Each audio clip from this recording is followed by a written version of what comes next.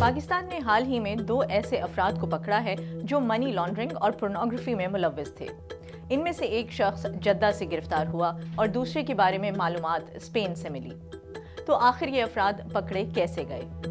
इन्हें पकड़ने में मदद की इंटरपोल ने। इंटरपोल का पूरा नाम इंटरनेशनल क्रिमिनल पुलिस ऑर्गेनाइजेशन है। ये इदारा फ्रांस के शहर लियोन में कायम है। पाकिस्तान समेत 194 ममालिक इंटरपोल के रुकन हैं, यानी इंटरपोल इन अरकान को अपने मुल्कों से भागे हुए मुजरिम पकड़ने में मदद देता है। इंटरपोल खुद लोगों को गिरफ्तार नहीं करता।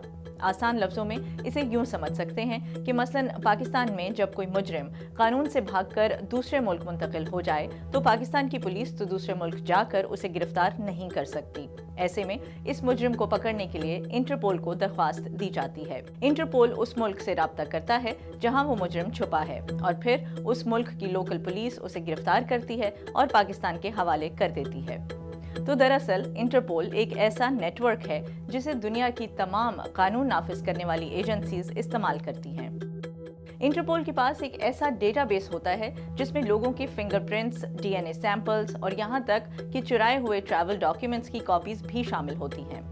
दरख्वास्त मिलने की सूरत में इस मालूमात की बिना पर इंटरपोल लापता मुजरिमों के लिए अलर्ट्स जारी करता है और जब मुजरिम की शनाख्त हो जाए तो इंटरपोल इसके खिलाफ रेड नोटिस जारी करता है जो उसे गिरफ्तार करने और उस मुल्क से निकालने के काम आता है जहां वो छुपा था। रुकन मुल्कों की तरफ से इंटरपोल को दी जाने वाली दरख्वास्तों में ऐसे अफराद को गिरफ्तार करने की दरख्वास्त भी होती है जो वहां के सियासी हालात की वजह से मुल्क छोड़कर दूसरे मुल्कों में मुकीम हैं। ताहम इंटरपोल कहता है कि वो खुद को सियासी मुकदमात में मुलव्विस नहीं करता।